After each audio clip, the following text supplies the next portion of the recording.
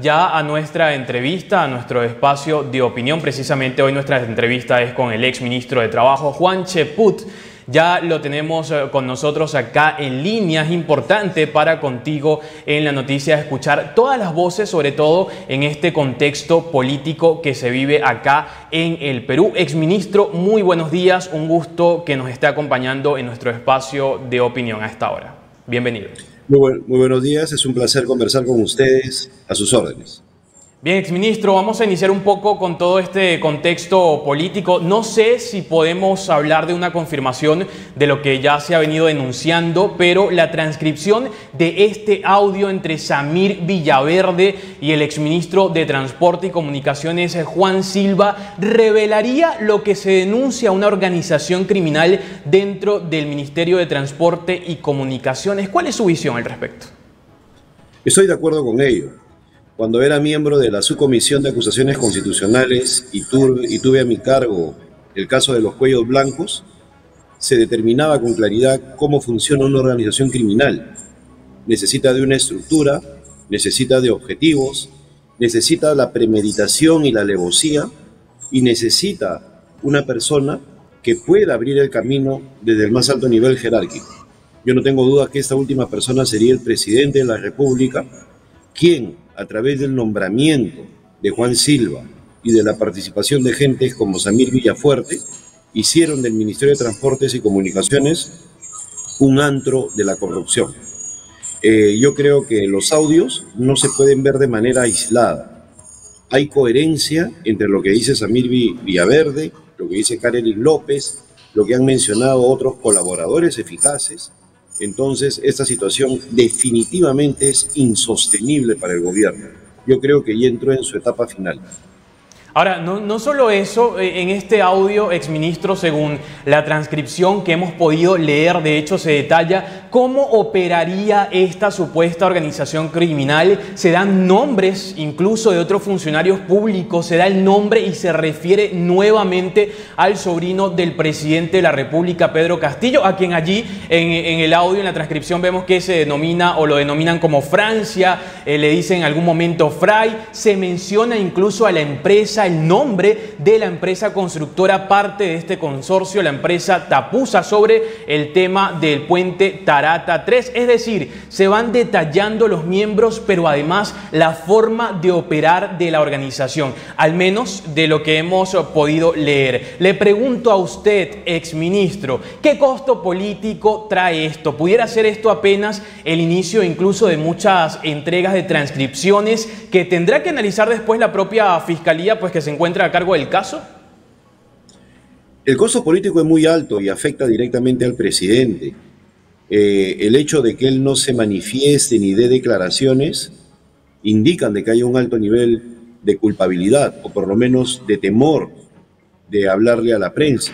Hoy cumple 102 días que no se presenta ante los medios de comunicación Pedro Castillo. Pero por otro lado, no debemos dejar de analizar el papel del Congreso. Si Pedro Castillo hace lo que quiere, es porque el Congreso no cumple con su trabajo.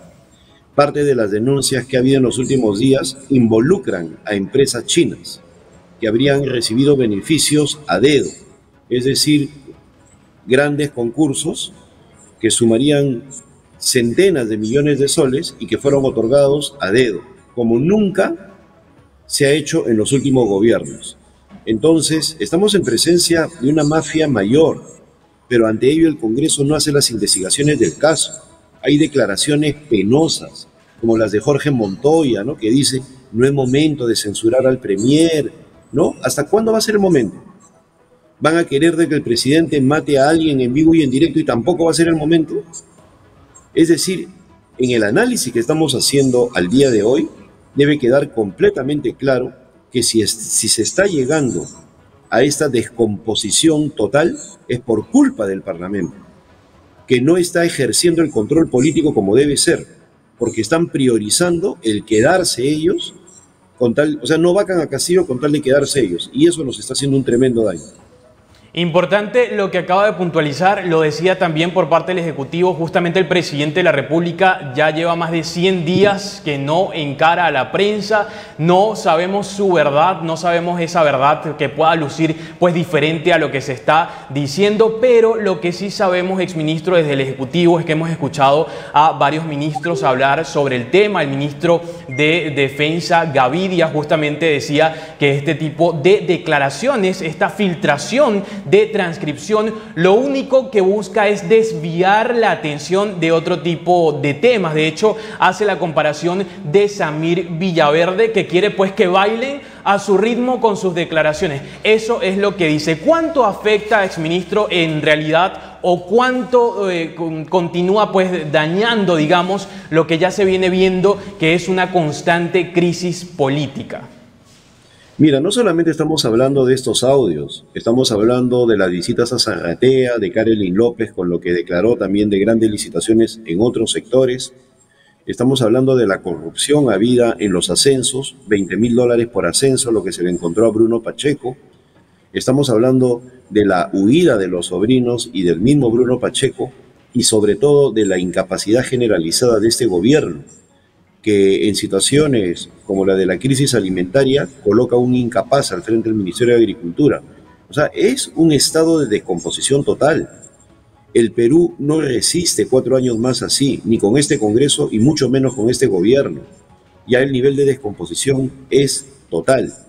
Y en estos momentos el Estado está paralizado, pues la gran mayoría de funcionarios o son incompetentes, o no saben qué hacer, o no quieren mover un dedo por temor a los cambios que saben que se van a avecinar. Yo creo que ya llegó el momento de empezar a hablar con seriedad de una transición democrática. ¿Quién va a asumir la presidencia del Congreso? ¿Quién va a ser el encargado de acortar los mandatos? ¿Y de qué manera manejamos las nuevas elecciones? Ya llegó ese momento, no podemos dejarlo de lado. Tratar ese tema es negar la realidad. Este gobierno no tiene credibilidad en estos momentos y mucho menos autoridad. Por lo tanto, ya debemos estar pensando en un cambio de gobierno ordenado y una transición adecuada. Es grave, exministro, y justamente lo acaba de decir, y quisiera saber su opinión. Nos gustaría justamente también tener su opinión ahora bien a efectos de lo que es las investigaciones. La Fiscalía de la Nación precisamente ha afirmado que el propio presidente Pedro Castillo sería quien lidera esta organización criminal. ¿Cuál es la magnitud de este caso para la historia contemporánea del Perú? Vamos a colocar allí en contexto en la parte histórica, un presidente además siendo el primero investigado en pleno ejercicio de sus funciones. ¿Qué tiene que decirnos, exministro? Es absolutamente certero lo que acabas de señalar. Nunca se ha visto a un presidente que en pleno ejercicio sea investigado, y por asuntos que competen a su gobierno, no por asuntos del pasado. Estamos hablando de coimas, de negociados que se han dado durante su gobierno. Acá lo que tenemos que ver es que Juan Silva no ha aparecido de la nada. Juan Silva ha sido nombrado y Juan Silva ha sido protegido por el presidente Pedro Castillo y por todos los premier que han pasado. Mirta Vázquez, Guido Bellido, lo han blindado. Entonces, sí podemos hablar de una organización criminal, pues hay un propósito de saquear al Estado. Y para poder lograr ese propósito de robar, de saquear, tienen que nombrar a las personas adecuadas, aquellas cuya moral sea tan baja, tan pobre, que no dudan ellos en someterse a los caprichos del presidente y en hacer este tipo de negocios. Acá hay que decirlo con claridad, el presidente es corrupto, el presidente no merece estar en el poder y el presidente sabe perfectamente que va a ir a la cárcel, lo sabe, él es consciente de eso, por eso se aferra al poder. Lo lamentable es que el Congreso, como quiere quedarse los 5 años, como tampoco quiere irse a su casa, el Congreso no toma las medidas que sobran en estos momentos para vacar al presidente. Exministro, ya para finalizar, quiero quedarme justamente en ese punto que acaba de tocar, el tema del Congreso. De hecho, lo conversábamos acá con el equipo de producción, justamente todos también preocupados por este tema. Y esta pregunta va relacionada ya no a las declaraciones de Samir Villaverde, y es que se han filtrado, se han dado a conocer unos audios, en este caso de la presidenta del Congreso, María del Carmen Alba, en el que ella ha dicho: sí, esta es mi voz, son mis audios. Ha sido descontextualizado porque esto, pues decía, ha sido en octubre, en septiembre, en donde se habla de una figura o un proceso de conversaciones para una vacancia presidencial. Le pregunto, exministro, ¿se podría interponer, digamos, o podría verse la presidenta del Congreso también ante alguna denuncia? ¿A qué punto agravaría esto el panorama político según su perspectiva? Bueno, en el caso de la presidenta del Congreso es cierto que ese audio es del año pasado. Yo creo que hay cosas peores, que son la actitud del Parlamento en la actualidad. Ese Parlamento es un Parlamento de novatos, de gente que amenaza, que guapea, que grita, que insulta, pero que en los hechos no hace nada. Acabamos de tener hace 3 semanas al premier Aníbal Torres en el Congreso. Los insultó, los desafió, les mintió, y Aníbal Torres sigue de premier. Es decir, los parlamentarios no se cansan de hacer el ridículo.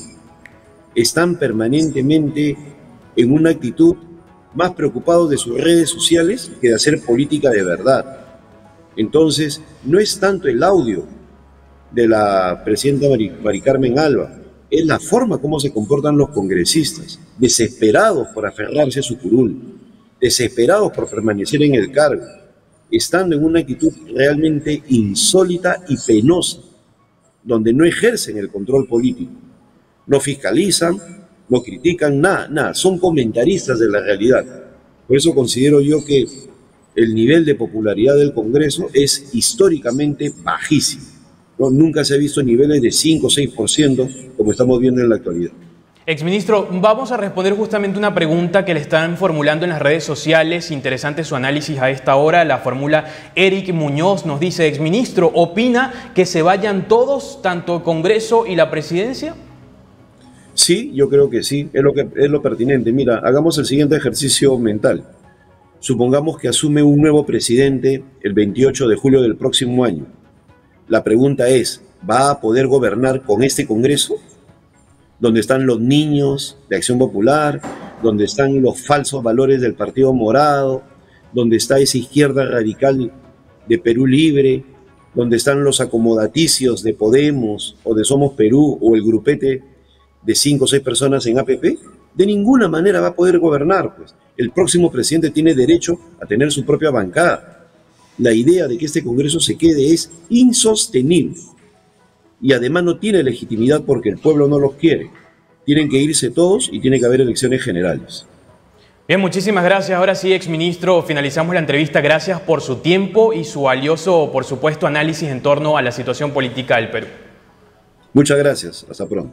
Bien, allí escuchaban al exministro de Trabajo, Juan Cheput, con este análisis que hacía en torno a la situación política que se vive en el país en este momento. Es momento ahora de hacer nosotros una pausa y en breve continuamos con más información acá en Contigo en la Noticia.